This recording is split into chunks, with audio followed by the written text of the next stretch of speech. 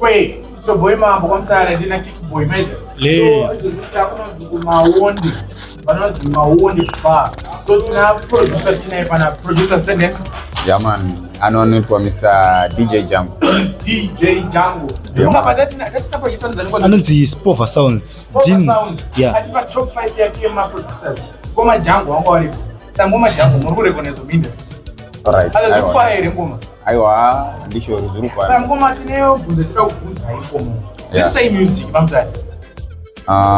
Music Mutare ziri right. Right. Why is it my studio in your school and we just scan my studio? Because it's my producer, my producer, the girl child. Is it true? Yeah, and this is wrong. What's the message you have about Kawade? When I propose the message, when I want the art right, I see when we just scan a Timocha. Why is it that this kind of one talking about my studio? Ivo baba ndizo zizva. Ndatozorazwa wanotoya wacho anzi magun voice watozvijaira. Ndinonomboshanda nawo asi ndakaonanga kwa Mutare kuno kusina ma-artist kana akawanda. Anemba dance. Washoma. I think ndakangosangana nanosvika kuma-5. But vanongoti warowa kana 2 matrack but vazhinji vacho vakatouya nema-featuring zvototi munhu unonga ane song unotoda unosikanda. Ko mungandipoere top 5 yemaproducer arikuisa kuno kwa Mutare. Top 5. Top 5. Okutotanga wacho ndini.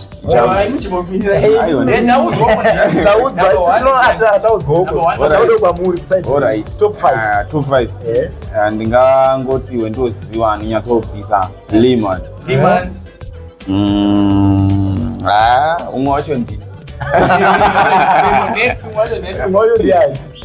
Kune Kingston Records. Kingston ndiya mucho. Iri ku Mother news I think ma-OTS ansandasvika.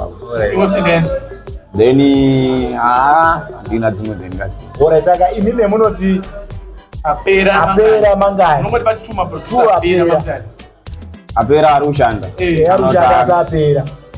Arikushanda naari kuzvese. Yese paese apera pamwe atopera asati atotanga. Mumbozidza toda tuba. Ndisuzi yangu. Muchoro were mnalo. Muchoro were. One apera producer Mutare. Ndinango ndo. It's okay. Alright, easy question.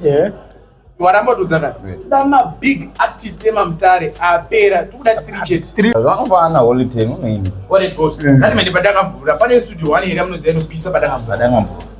I'm not sure, but I'm also going to Starlight. Starlight doesn't use Munyere. So that I'm going to the studio. I'm Obama on it.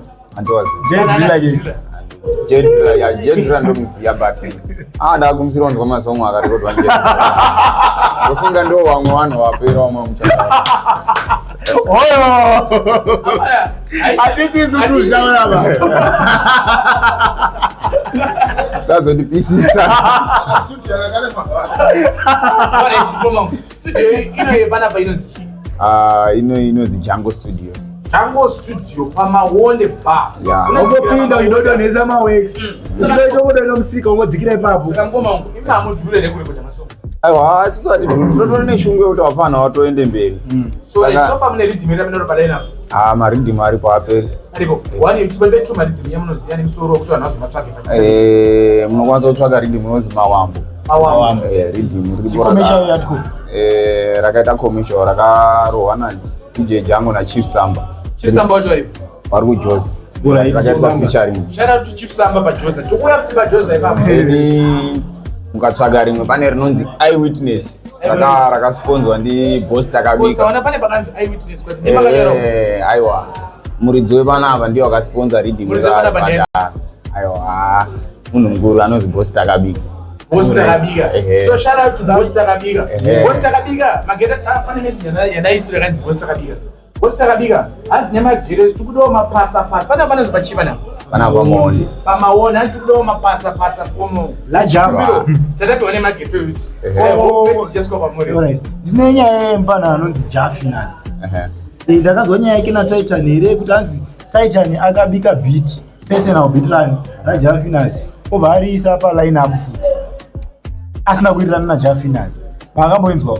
Aiwa ndina. Munozviona sezvi ma-producer ari kubikira vanhu ma-personal beat. Munhu aenda uzaro oisa beat riya pa line up.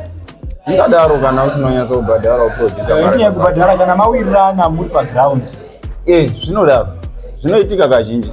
sai mwana makatombozviita inanisa ndazviita. Alright, munoenda kucheche? Cheche handoenda. Munoenda kucheche? Inozi wapusa. Alright, pane message yaswa na Chido. Hanzi mukoma makaroora here. Message yaswa na Chido from Chicago. Mukoma DJ jangu anaurora. Chido from Chicago. Asi kuti mu relationship kana paine bebe ra DJ jangu rarunzwa warambwa.